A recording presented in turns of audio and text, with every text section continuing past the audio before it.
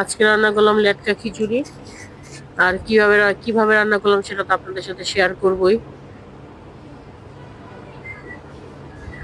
সাথে মুরগির মাংস ভুনা করে নিলাম, একটু মাখা মাখা ঝোল করে ভুনা করছি, যাতে ঝোল দিয়ে খিচুড়ির সাথে খাওয়া যায়। তো আসসালামু আলাইকুম, কেমন আছেন সবাই? আশা করি ভালোই আছেন। তো রান্নার দিকে চলে যাই। সবার আগে গতকালকে যে ভাত ছিল সে ভাতগুলো নিয়ে নিয়েছি, আর সাথে একটু ভাতের চালও ধুয়ে দিছি, মানে এতটুকু ভাতে হবে না তাই। মসুরির ডাল ধুয়ে নিছি, টমেটো দিব। আর এখানে আমি 3 ধরনের সবজি, যেমন আলু, মিষ্টি কুমড়া, গাজর নিয়ে নিয়েছি। এগুলো দিয়ে দিব, অল্প অল্প করে নিয়ে নিয়েছি সব। আদা রসুন বাটা দিব।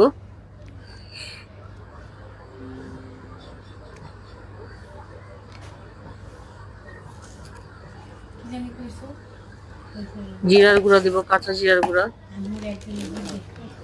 লবণ দিব।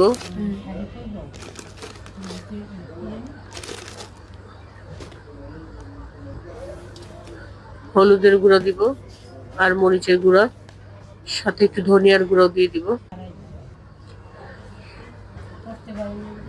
কাঁচামরিচ দিয়ে দিব, আস্ত কাঁচামরিচ।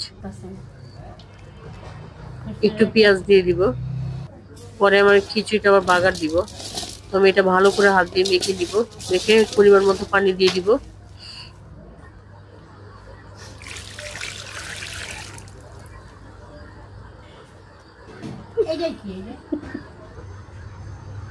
এই যে পানি দিয়ে দিছি, ভরে দিছি যাতে সবকিছু সিদ্ধ হয় ভালো করে। এখন এটা ঢেকে দিয়ে দিব, চুলার জ্বালিয়ে দিব। আর এই চুলায় আমি মুরগির মাংসটা ভুনা করব। পেঁয়াজ আর তেল দিলাম, পেঁয়াজটা ভাজা হয়ে গেলে আদা রসুন বাটা দিব।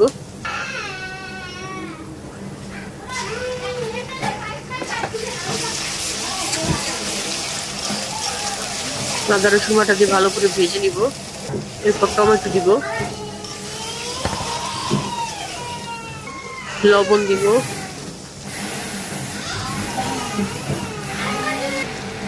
হলুদের গুঁড়া দিব, মরিচের গুঁড়া,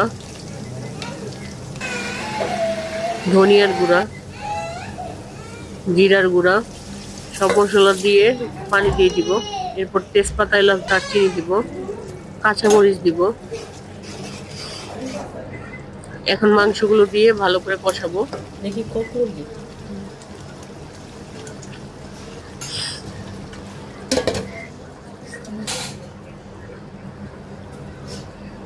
নেড়ে ছেড়ে দিলাম। মাংসগুলো ভালো করে কষিয়ে নিব তেল ওঠা পর্যন্ত।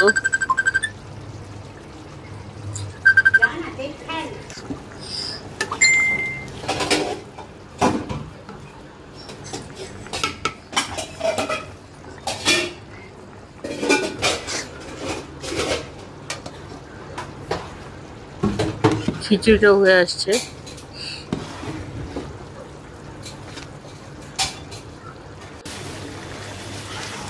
মাংসটা মাখা মাখা ঝোল থাকতে নামিয়ে নিব।